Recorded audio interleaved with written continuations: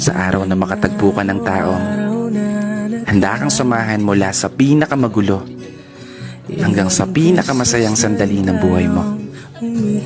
Huwag mo nang pakakawalan. Kasi sa mundo na ginagalawan natin ngayon, isang hamon ang makakita ka ng taong magmamahal sa'yo ng tapat at totoo. Taong maituturing mong palagi. Oo, palaging mananatiling sa'yo. Palaging uunawa.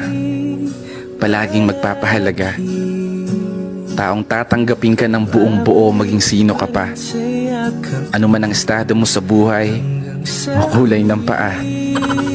Taong hindi lang nakabase sa kung anong nakikita ng mga mata. Taong bigla na lang magliligalig nang hindi mo alam ang dahilan.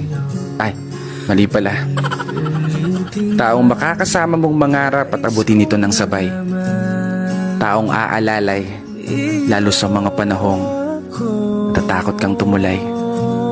Takot kang sumugal, takot kang humakbang. Pinanghihinaan ng loob sa pagkakataong hindi umuugnay ang mga plano at gusto sa pag-ikot ng mundo.